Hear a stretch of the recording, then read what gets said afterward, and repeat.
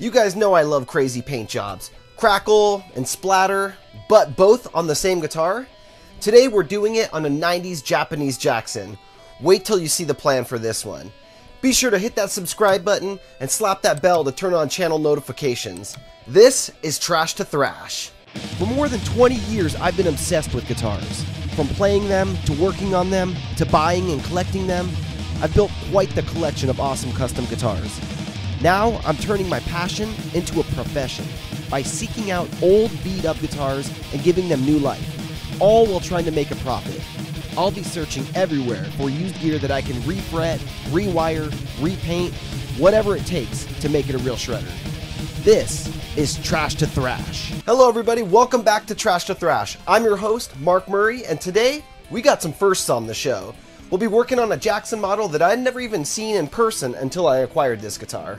This is the body. I got it in a bundle deal where I bought a few guitars off a guy and I got him to throw it in for a great price. I found a neck on eBay that matched up with it about a month later, so I paired them up. It's a 1994 Jackson JSX from the Concept series. This body is made of basswood, and the neck that goes with it is made of eastern maple with a rosewood fretboard, 25.5-inch scale with 22 jumbo frets. To me, this one isn't a full-on super strap because it still has the single coil pickups and 22 frets, but it does have the humbucker, the floating bridge, rear-routed electronics, and a pointy headstock, so it could be perfect for someone going from a strat and dipping their toe into some shred. This guitar is part of Jackson's Concept series, which they debuted in late 1993. They made 4 different models of the Concept, and I actually had a Rhodes Concept in my collection for years. It was one of my main go-to guitars. I loved that thing, it had an incredible neck, and it played great. I love looking at old guitar catalogs, and I'll actually be taking a closer look into this one on this week's Sunday Morning Shred, which is a show I do every Sunday on the Guitar Guts 2 channel. I like to mix it up on there with all kinds of fun different topics like Q&As. I go guitar hunting where I show you guitars currently for sale on eBay and Reverb that I would buy. I show viewer guitars on there, and also talk about behind the scenes things and what's coming up on future episodes of Trash to Thrash. So if you want even more content, go subscribe to the Guitar Guts 2 channel. The link is down in the description below. Here's what Jackson had to say about the Concept series in the 1994 Jackson catalog. The Jackson Concept series is a new range of attractively priced instruments originally released only for the 1993 Christmas season. These instruments were so well received that we're making them a permanent part of the Jackson line. These guitars are all built in the Jackson and Charvel factory rather than subcontracted out to a different factory as so many other manufacturers have done to try to keep prices down. The Concept series offers the guitarist on a budget an opportunity to own a Jackson guitar with all the same high-quality construction as our higher-priced Professional series. The tapered basswood body of the JSX not only makes it extremely comfortable to play, but also offers a tonal spirit that will enhance your music regardless of your playing style. In my opinion, these guitars had incredible necks. The Concept necks are just perfect. There's something about the way that the wood feels, maybe it's the finish, but they are thin and they are fast. I have a few 1992 and 93 Jacksons here in the shop right now, and one of the King V's has a very similar neck. With the Concept series, there's still the JDR and the JDX models, which I haven't come across, and I've rebuilt 3 Jackson Concepts Rhodes. The Purple Tiger, the Alien Blood Rhodes, and the 3rd Tiger Rhodes. Speaking of the Tiger Rhodes, stick around until the end of the episode to get a preview of next week's episode, which is going to be a totally insane striped up Jackson Rhodes, somewhat similar to one of the Tiger Rhodes. Here's a stock image of the guitar from Jackson's 1994 catalog. Since the body and the neck that I have were never assembled and completed, we'll start with this to give us a better visualization of what we're going for. We'll start by refinishing the guitar in navy blue and adding black Crackle over it. I'm choosing navy blue because it's a very subtle contrast between black and navy blue, and that's going to make a good base since I'm going to add Splatter over it. The Splatter I'll be adding is a color called Brilliant Blue. It would be a bit too distracting if I added a bright color for the Crackle, since I'm going to be adding a bright color for the Splatter. And what I'm expecting is from a distance you may not even see the crackling. It may just look like splatter from far away. Now to add even more contrast to the build, I'm throwing white pickups in this guitar. A set of white EMG HSS pickups, along with a toggle switch to control a boost circuit. For the bridge, I'm going to be using a Goto 1996T in chrome. I've used these a few times before and have been very happy with them. Of course, you guys know me, I gotta throw on an Iron Age LED kill switch with a white LED. Of course I could have gone blue, but for this guitar, I thought the white was gonna look awesome with the electronics. And we'll cap this thing off with a set of Goto tuners in chrome. And while we're at it, we're going to chrome all the screws and all the rest of the hardware out. This guitar's got a lot of unique features compared to all my other builds, so I can't wait to see what this thing looks like in person. If you want to buy the guitar that's featured in this week's episode, it'll be available for sale right when this episode ends. That is, if you're watching this episode live. You can head over to guitarguts.com and it's going to go in the guitars for sale section, and I'm going to link to that directly below in the description below. Last week's guitar sold within 1 minute of the show ending, so if you want this thing, you better act quick. We only made one. If you want another one and the one already sold, I can do another one, so if it's not available at the website, send me an email, mark@guitarguts.com, to buy a guitar similar to this one or one just like it. For most guitars, the first step is to disassemble the guitar, but this one already came in pieces, so I gave it right over to Ryan. He brought it outside and started sanding it down with 600 grit sandpaper on a palm sander. And after a good wipe down with some alcohol, it was into the paint booth for the JSX. The first color going on this guitar is going to be navy blue. And since this guitar is going to be getting black Crackle on it, I gave it 3 thicker coats of the blue. Alright, it's now been about 45 minutes since the last coat of the navy blue, and it's time to throw down the Crackle. For the Crackle, I'm just going to do 1 thick coat of black Crackle. And the way that you do it, you have to do it continuously painting quickly because it'll start crackling, and if you don't finish that area, you're going to get black overspray on your black Crackle that may not crackle the way you want it to. So you got to kind of move fast and do each section to completion before moving on. The instructions on the side of the can do say if the crackling isn't going well after 5 minutes or so of spraying, you could throw a second coat of Crackle on it and it should intensify the crackling. I've actually tried it before and it does do some pretty cool crackling effects. It's a little different than if you were to just do 1 coat. About 10 minutes later, I returned to find a pretty cool crackle pattern on there. Definitely happy with this crackle pattern. I let the Crackle dry for about 20 minutes, and then it was time to throw on some splatter. Now this guitar was a non-commissioned custom shop build, so I just bought the guitar, I had an idea for it, and I went for it. Sometimes when I do this, I experiment, like this guitar right here. I'm throwing some splatter on this guitar. I had no idea if the Crackle and the splatter was going to look cool together. It's a real subtle blue and black Crackle look for the base colors, and then that blue came on at the end and just pops. I really like these 3 colors together, the black and the 2 different blues, and I can tell you, this isn't the last time I'm going to be using these 3 colors together on a guitar. Yeah, check it out. I love this pattern. The splatter looks awesome. What do you think? Let me know in the comments. Do you like the splatter and the Crackle together? Of course, I got to do the headstock too. Now I'll throw the Crackle on that headstock. For this one, I painted the back of the headstock too. There was a couple dings on the back of the headstock that I had to fill, so I figured I'd just paint right over it all, make it look like nothing ever happened. I make my own headstock logos using a vinyl cutting machine called a Cricut. For other blue guitars in the past, I've used a silver logo and I just love the way that looks. So on this one, I did the same thing, metallic silver Jackson logo. Whenever I add a logo to a headstock, I always have another headstock of the same brand right next to me for reference, and I also install the truss rod cover so I have a good idea of the margins I need to work within. Of course, you need to make sure that the logo is straight and parallel to the bottom of the headstock, and you need to keep in mind that when the tuners go in, they're going to have washers around the main post, so you need to put a little space in there for that too. When I do my splatters, I like to spray the paint directly into a cup and just throw it right on the headstock or the body. Then I'll come back with a brush and kind of flick some on to get some smaller particle spray. When I do splatter, I like to do it over the headstock logo. I think it looks cool to go over the logo a little bit, obviously not too much, because you don't want to obscure what it says, but I think it looks cool to have it over the logo. What do you guys think? Do you like it over the logo, or do you think the logo should be over the splatter? And now we're finally ready to throw the first session of clear coat on the guitar, which will consist of 5 to 6 coats of clear. I'm using Spray Max 2K in a can, Glamour High Gloss. When Crackle paint dries, it gives off a matte sheen, so to get it to look really good, you have to throw some clear on it. At this point, I haven't really got a good idea of what this guitar is going to look like with the clear because it's got kind of that matte look from the Crackle. But after spraying the first round of clear here, it's like oiling wood. We're going to see it brighten up and come to life. And it looks awesome. You'll see plenty of close-ups later. For now, we're going to add the kill switch hole. With a guitar like this, I knew it was going to need a ton of clear coat, so I actually wanted to drill this after I threw some of the clear coat on it, because after the amount of clear that I'm going to spray on this guitar goes on, that hole is going to get smaller, and I'm going to have to open it back up. but you do run the risk of scratching the surface when you drill something out like this. But at this point, I'm still going to be level sanding it and spraying more clear. So any small scratches it gets are going to sand right out, and the additional clear is going to fill those in. After about 15 coats of clear and a couple hours of sanding, this guitar is now level.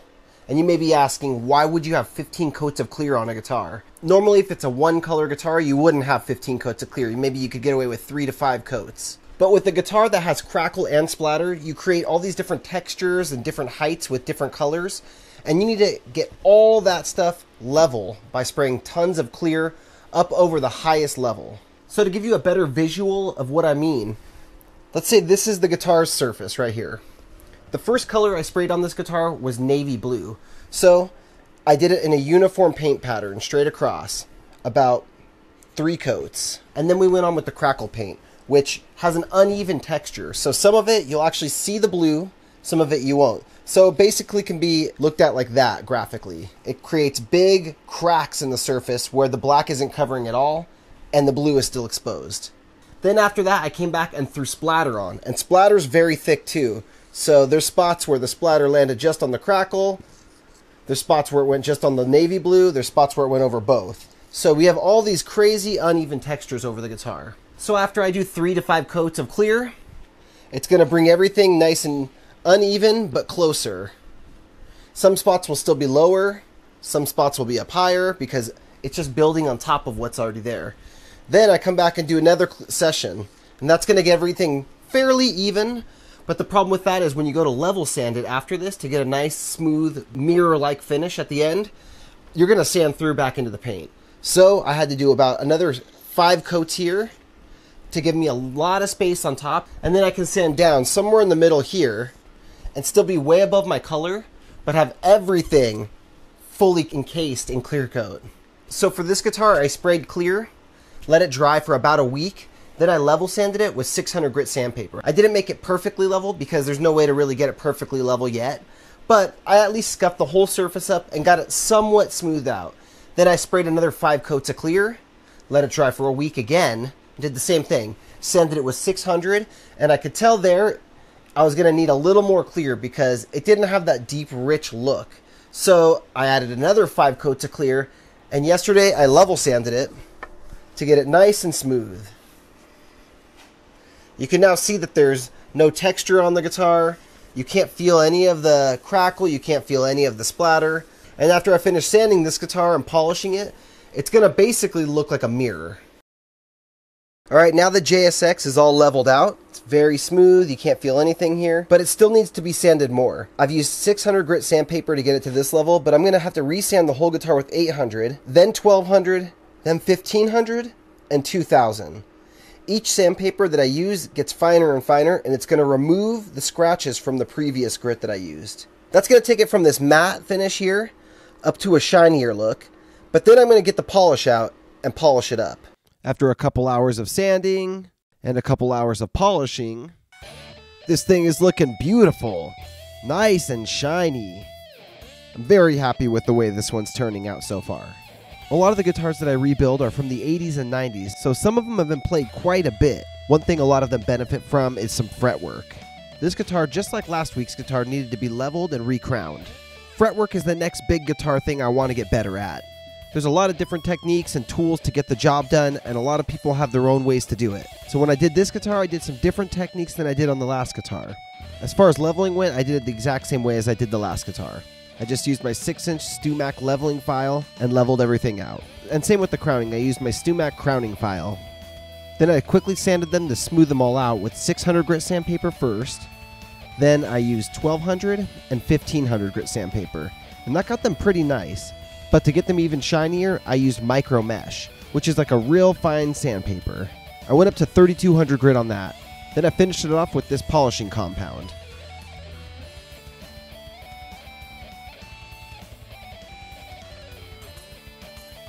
Now the frets are looking good, but that thirsty fretboard needed some lemon oil. I gave it a healthy serving of that, brushed it in, and let it soak it up. And then I threw in the Goto machine heads. Gotos are my favorite. They're made in Japan, and they're just nice. Check those beauties out. Of course, we're going with chrome for this build.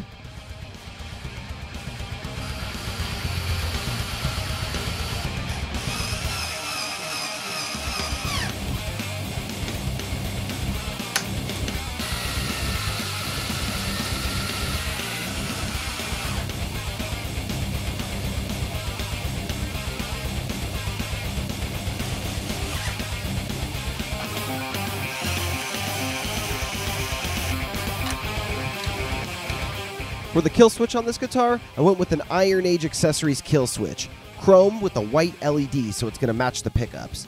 I love Iron Age. They were the first company that I ever saw making these more modern kill switches, and they have excellent customer service. These switches are compatible with both active and passive electronics. Only the LED versions require a battery, so there's no battery required for the non-LED kill switches. And if you already have active electronics in your guitar, you can use the existing battery to power both your active components and the kill switch's LED. Thanks so much to Iron Age Accessories for sending me a kill switch to use on this guitar. Go check them out. I put a discount code in the description below. Guitar Guts. Enter it at checkout for 10% off.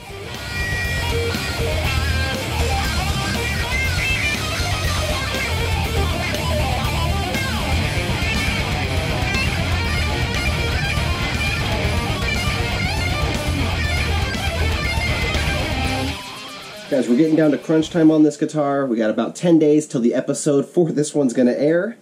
And I just got a phone call from my boy Tommy at EMG. They're sending out the pickups for this guitar, which was such a relief because we're getting down to the point where I sent him an email. He just got back to me, told me he's sending the pickups out right now. We got a set of EMG's white HSS set going in this thing, and I am so excited. So this thing is sponsored by EMG. Guys, if you want some awesome pickups, they're my favorite active pickups out there. The EMG 81, the EMG 85, they're the two classic pickups. They make single coil pickups too, so that's what you're going to see in this guitar. And at the end of the episode, I'm going to rock on these things for you. I'm going to show you what they sound like. I don't know if you guys have heard of a little guitarist named David Gilmour, but he uses EMGs in some of his strats. The clean tones that come out of those neck and middle pickups on this guitar are going to be unbelievable. But check out EMG pickups. Links down in the description to their information.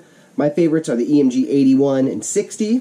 And that's what James Hetfield uses too. So dropping some big names over here. David Gilmour, James Hetfield, some of the biggest guitarists out there are playing EMGs. And you'll notice I use them in a ton of my builds. I rarely do HSS setups, so this one's really cool. And it's getting some sick pickups. So thanks Tommy over at EMG. Now for this guitar we're going to be switching it up. Usually I go with an EMG 81 pickup in the bridge, but this time we're going with an EMG 85. And for the single coils, we're going to be using the EMG SAs. The EMG SA pickups will give you a stronger and warmer tone than the EMG S single coils. The S's give you a lower output and a more stratty tone. The EMG 81 is their highest output bridge pickup. The EMG 85 has slightly less output than an 81, yet still has plenty of output to overdrive an amp. The 85 has more low end and less high end than the 81. Sometimes I like to build guitars with things that I have around, and sometimes I have a specific vision for the guitar, so I'll go seek out parts for it. And originally this one I was using parts that I had got a good deal and had around, but then changed my mind at the last minute and decided I wanted to go with something different, which is the white EMGs. So I didn't necessarily have the vision when I first started the guitar, but as it came together, I kind of saw something different in my head than I originally had pictured. Now it's time to wire them up, and I put some foam underneath the single coils to help stabilize them and give them a little padding to help pop them up a little bit too. Here's the wiring on the guitar. Turned out really nice. You can see we got the master volume. It feeds into a mini toggle switch which controls the preamp. It turns the preamp on and off, which you can see mounted down here at the bottom of the cavity, right above the kill switch. On the right hand side on the wall is the EMG bus, and of course down at the bottom is the pickup selector switch. This control cavity is huge. All these components, and we still have plenty of room for a 9-volt battery, and then a lot of room left over. Now it's time to install the bridge. We'll start here on the back with the tremolo claw. For the bridge on this guitar, I decided to go with the Gotoh 1996 T floating bridge. It's a direct replacement for a Floyd Rose that just drops right in. For most guitars, there's no modification needed. I've used these on a few of my builds now. You may remember I put a gold one in the Alexi Rhodes in Season 2. I put a black one in the Crackle Kelly, and now I'm throwing a chrome one in the Jackson JSX. Everything I've read about these things online is amazing, people love them, and I do too. I even plan on switching some of my personal guitars over to them in the future. Gotoh makes amazing stuff. I use their tuners and their hardware on almost all the guitar builds that I do, and I really like the look of the bridge. I like how the saddles are satin, but the rest of the bridge is regular shiny reflective metal. They just look so cool. Have you guys ever used a Gotoh 1996 T? What's your favorite bridge to use? I know there's a lot of Floyd Rose purists out there, but there's also a lot of Floyd Rose haters too. On this guitar, I'm installing a tremolo stopper. because the shape of the tremolo hole on the top of the guitar doesn't exactly fit a Floyd Rose or even this Gotoh bridge. The screws hung over the body just a little bit, so I'm going to stop the bridge from moving backward so it'll never even touch the body. I even shimmed the neck just a tad so it'd give it a little more clearance there. Now this thing's just about ready to show you guys, but I got one more thing to show you before I show you that. Alright guys, most of you have probably seen the LTD Explorer saga I recently went through. If you haven't, I encourage you to go watch it by clicking the link in the description to the LTD Explorer playlist. The story of how I acquired this guitar was kind of crazy, so it's fun to go watch, check it out. Last week, I disassembled the guitar. For this guitar, I'm keeping close track of the time I'm spending on it, and so far, I've got about an hour into it. Not only am I documenting the rebuild here on Trash to Thrash each week, I'm going way more in depth over on my Patreon. If you sign up to my Patreon, you have access to those videos where I go real in depth, almost real time, rebuilding this guitar and telling you guys exactly what I'm doing with each tool, and I encourage you guys to build a guitar alongside me by doing the same things I do each week on the show, and by the end of the season, we should have some awesome new guitars. Anyone who's building a guitar alongside me and using the tips I show in these videos, let me know, and I'll share your guitar at the end of the season on a special episode of Sunday Morning Shred. Now, one tip when you're sanding a guitar is you can see there's some sticker residue on this guitar. You need to get that off before you start sanding, because if you start sanding over it, the sandpaper probably won't penetrate the adhesive, and you're going to make a little high spot there. I like to use lighter fluid or naphtha to remove sticker residue. When I sand guitars, I always like to go outside because it puts dust in the air. And also wear a dust mask, that's really important. For this guitar, I use 600 grit sandpaper on a palm sander. You can see I'm moving in circular motion, and I'm not putting additional pressure down on the guitar. I'm just letting the sandpaper do its work. This guitar is in really rough shape. The previous owner had carved all kinds of phrases into the back of the guitar that went through the paint into the wood. You can see I went down to the wood in a couple spots on the back, and I had to stop sanding because I didn't want to go through the sealer. Then I would need to apply more sealer, and it's just an extra step I don't want to get into. I real quickly ran the palm sander up and down the back of the neck a few times with 600 grit sandpaper. This isn't the best sander for a neck, obviously, because the neck is so curved, but it will help us get in the ballpark of where we want to be getting this neck sanded, and then we'll switch to hand sanding. This body and neck were so beat up, it's never taken me this long to sand down a guitar. This took me about an hour and a half to do. There was a few different layers of paint on this guitar, but we got it done and it's ready for the next step next week, which is going to be to start filling some of these holes, applying some Bondo, and getting it prepped for paint. If you want to watch the full videos of me disassembling, it's about a 30 to 40 minute video for each step. Go sign up to the Patreon page. If you're already a patron, go check the Patreon page because video 2 is up now. And I give a lot more tips than I said here on sanding a guitar. Alright guys. Are you ready? Remember, this is how the JSX came into me. Just a body. And now?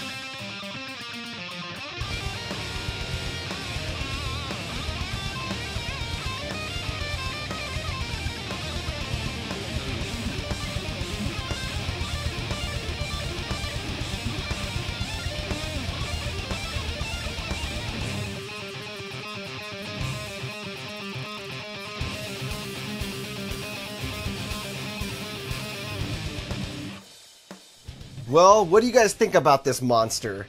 I absolutely love it. Let me know down in the comments, what do you think of the Splatter and the Crackle together? The white EMGs? HSS pickup configurations. This guitar certainly had some interesting things on it compared to my other builds.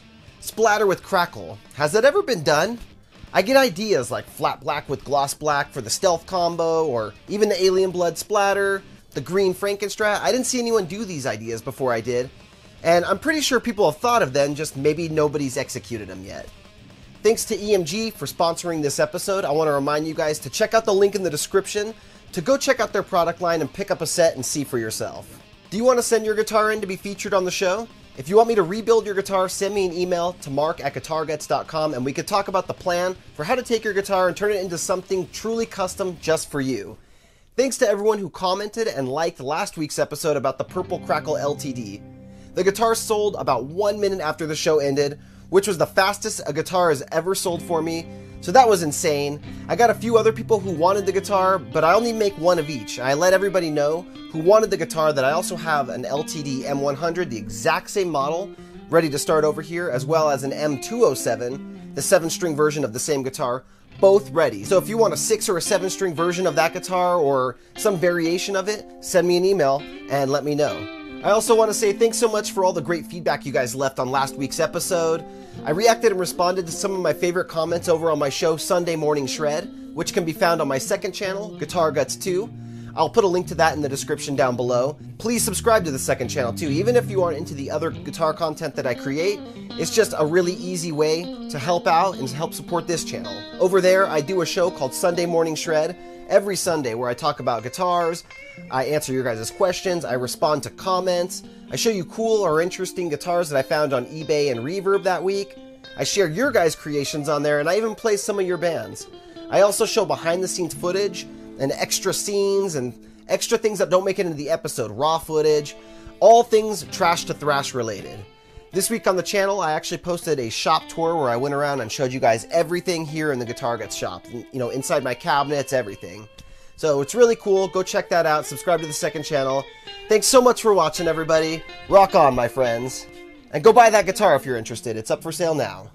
Next week on Trash to Thrash, I'll be refinishing and modifying a Jackson Rhodes to be built for a king. Kerry King, that is. We're throwing the ESP Kerry King finish from the 90s onto a Jackson Rhodes.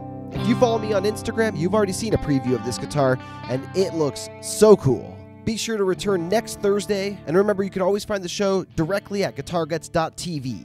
Do me a favor and go share this episode on your social media. It helps out a ton. I thank you so much for watching, and I'll see you guys next week.